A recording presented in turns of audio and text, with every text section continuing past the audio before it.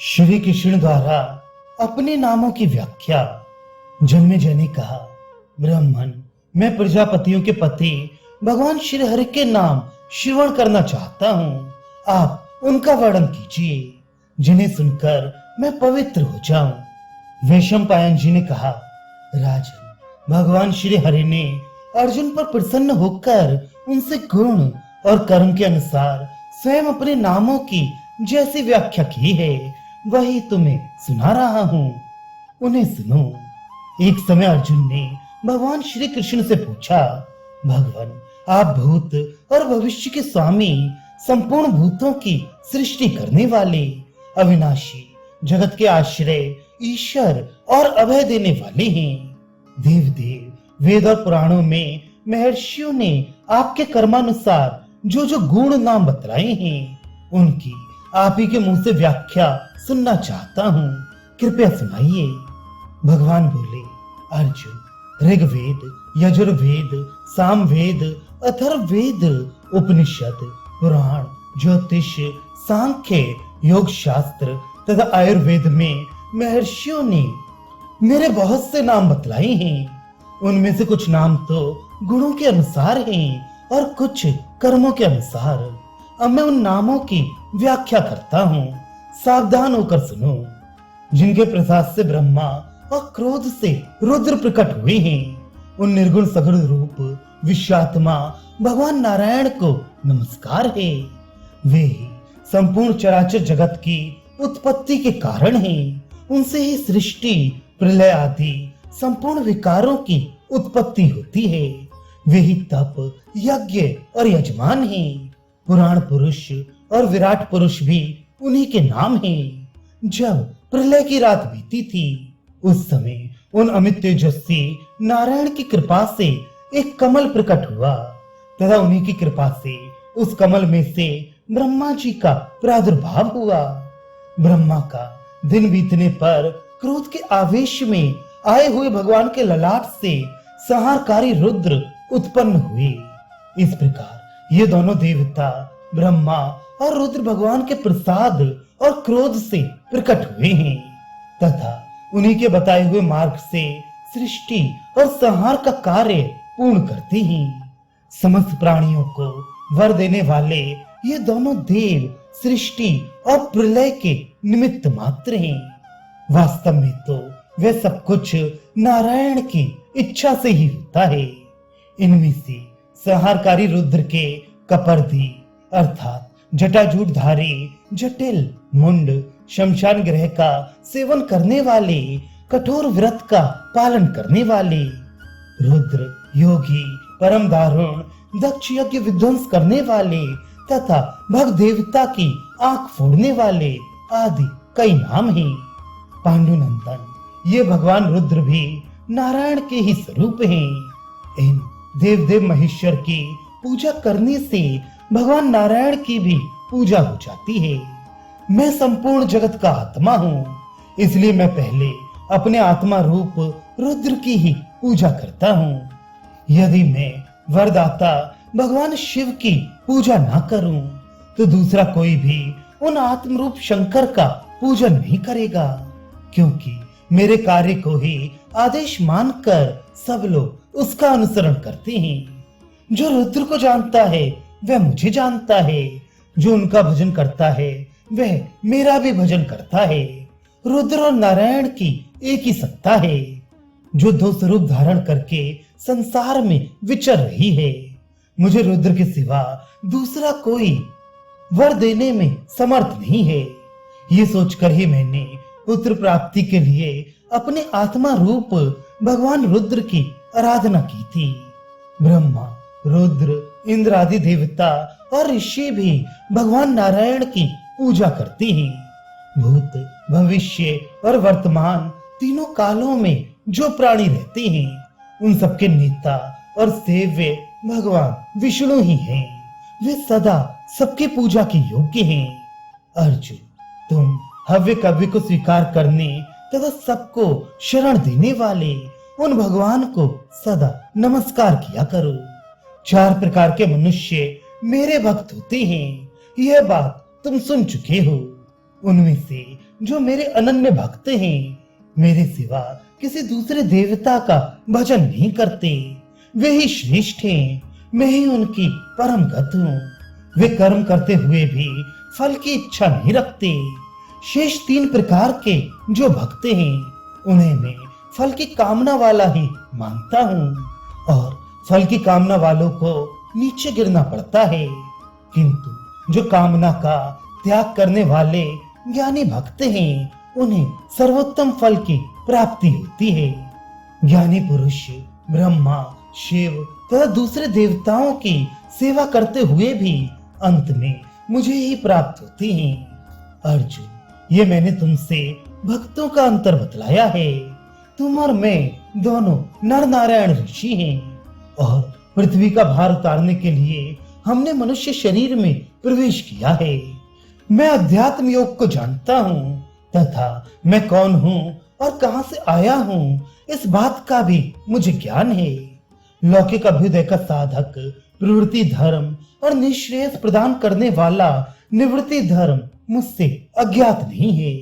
एकमात्र मैं ही संपूर्ण मनुष्यों का आश्रयभूत सनातन परमात्मा हूँ। नर अर्थात पुरुष से उत्पन्न होने के कारण जल को नार कहते हैं। वह नार पहले मेरा अयन अर्थात निवास स्थान था, इसलिए मैं नारायण कहलाता हूँ। जो आच्छादित करे अथवा जो किसी का निवास स्थान हो, उसको वासु कहते हैं। मैं ही सूर्य रूप धारण करके अपनी किरणों से संपूर्ण जगत को आच्छादित करता हूँ तथा मुझ में ही समस्त प्राणी निवास करते हैं, इसलिए मेरा नाम वासुदेव है। मैं संपूर्ण प्राणियों की गत और उत्पत्ति स्थान हूँ। मैंने आकाश और पृथ्वी को व्याप्त कर रखा है। मेरी कांति सबसे बढ़कर है। समस्त प्राणी अंत में मुझे ही पाने की इच्छा करते हैं तथा मैं सबको आक्रांत करता हूँ। इन्हीं सब कारणों से लोग मुझे विष्णु कहते हैं। मनुष्य धम अर्थात इंद्रिय संयम के द्वारा सिद्धि पाने की इच्छा करते हुए मुझे पाना चाहते हैं, इसलिए मैं दामोदर कहलाता हूँ। अन्न, वेद, जल और अमृत को कृष्ण कहते हैं। ये सदा मेरे गर्भ में रहते हैं, अतः मेरा नाम कृष्ण गर्भ है। जगत को तपाने वाले सूर्य और अग्नि की तथा चंद्रमा की जो किरणें प्रकाशित होती हैं, वे मेरा केश कहलाती हैं। उस केश से युक्त होने के कारण सर्वज्ञ विद्वान मुझे केशव कहते हैं। सूर्य और चंद्रमा मेरे नेत्र हैं और इनकी किरणें केश कहलाती हैं। ये दोनों जगत की शांति और ताप देकर हर्षित करते हैं, इसलिए हर्षि कहे गए हैं तथा वे ही मेरे केश हैं। इस कारण मैं हृषिकेश कहलाता हूँ। यज्ञ में इलोपहुत सहदेवा आदि मंत्र से आवाहन करने पर मैं अपना भाग हरण अर्थात स्वीकार करता हूँ तथा मेरे शरीर का रंग भी हरित अर्थात श्याम है, इसलिए मुझे हर कहते हैं। प्राणियों के सार यह बल का नाम है धाम और रित का अर्थ सत्य। मेरा धाम रित है, ऐसा विचार कर ब्राह्मणों ने मुझे रितधामा कहा है। गोविंद का अर्थ है पृथ्वी को प्राप्त करने वाला। पूर्व काल में जब पृथ्वी पानी में डूबकर रसातल में चली गई थी, तो मैंने वराह अवतार धारण करके इसे प्राप्त किया था, इसलिए देवताओं ने गोविंद कहकर मेरा स्तवन किया है। मेरे शिपि विष नाम की व्याख्या इस प्रकार है। रोमहीन प्राणी को शिप कहते हैं। यह निराकार का उपलक्षण है तथा विष्ट का अर्थ है व्यापक। मैंने निराकार रूप से समस्त जगत को व्याप्त कर रखा है, इसलिए मुझे शिप विष्ट कहते हैं। मैं संपूर्ण प्राणियों के शरीर में रहने वाला साक्षी आत्मा हूँ। मैंने ना तो पहले कभी जन्म लिया है, न अब जन्म लेता हूँ और न आगे कभी जन्म लूंगा, इसलिए मेरा नाम अज है। मैंने कभी असत्य, ओछी या अश्लील बात मुंह से नहीं निकाली है। सत्य स्वरूपा ब्रह्मपुत्री सरस्वती मेरी वाणी है तथा सत और असत मेरे ही भीतर स्थित हैं। इस कारण मेरे नाभि कमल रूप ब्रह्मलोक में रहने वाले ऋषिगण मुझे सत्य कहते हैं। मैं पहले कभी सत्य से च्युत नहीं हुआ हूँ। सत्य मुझसे ही उत्पन्न हुआ है। सत्य के कारण मैं पाप से रहित हूँ तथा सात्वत ज्ञान, पांचरात्र आदि वैष्णव तंत्र से मेरे स्वरूप का बोध होता है। इन सब कारणों से मुझे सात्वत कहते हैं। अर्जुन, धर्म ही सबसे उत्कृष्ट है, वही शांतिमय पर ब्रह्म है। उस धर्म या ब्रह्म से मैं कभी च्युत नहीं होता, इसलिए अच्युत कहलाता हूँ। अधा का अर्थ है पृथ्वी, अक्ष का अर्थ है आकाश और जा का अर्थ है इनको जीतने या धारण करने वाला। पृथ्वी और आकाश दोनों को धारण करने के कारण मुझे अधोक्षज कहते हैं। महर्षि लोग अधोक्षज शब्द को अलग अलग 3 पदों का समूह मानते हैं।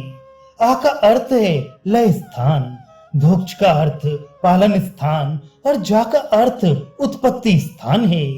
उत्पत्ति, स्थिति और लय के स्थान एकमात्र नारायण ही हैं, अतः उनके सिवा दूसरा कोई अधोक्षज नहीं कहला सकता।